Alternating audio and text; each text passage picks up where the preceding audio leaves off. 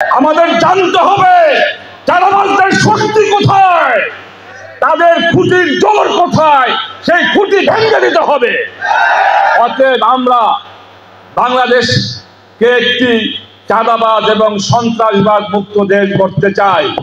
পরিষ্কার কথা, জনগণকে বলি, যেখানেই চাঁদাবাজ পাবেন ধরে আপনারা গণধোলাই দিয়ে পুলিশের হাতে সোপর্দ করে দেবেন।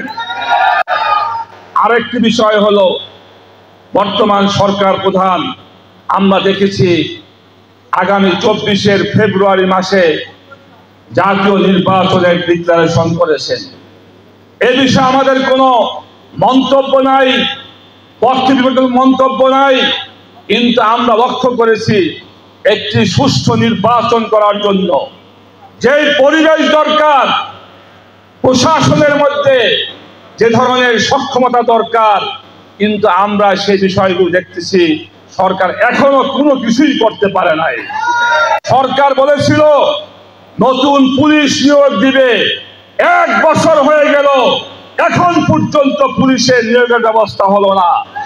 তাই পরিষ্কার বলি, নির্বাচন ফেব্রুয়ারিতে হোক বা তার আগে হোক বা তার পরে হোক, কিন্তু আমাদের দাবি হলো নির্বাচন করার জন্য একটি সুন্দর লেভেল প্লেইং ফিল্ড তৈরি করতে হবে এবং যে নির্বাচন কালো টাকা পেশি শক্তি মুক্ত একটি সুস্থ নির্বাচন হতে হবে, যাতে জনগণ তার পছন্দের প্রার্থীকে ভোট দিতে পারে।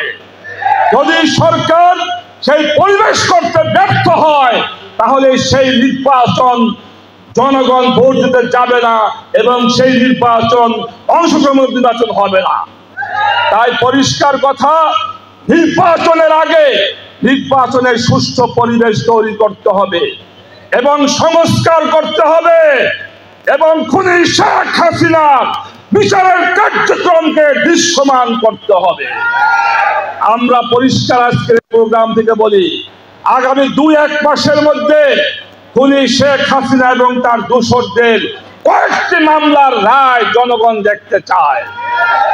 যদি সংস্কার করা না হয়, খুনি শেখ হাসিনার বিচার করা না হয় এবং নির্বাচনের জন্য যদি পরিবেশ তৈরি করা না হয়, তাহলে আগামী নির্বাচন অংশগ্রহণ করবে কি করবে না জনগণ তার সময় বলে দিবে।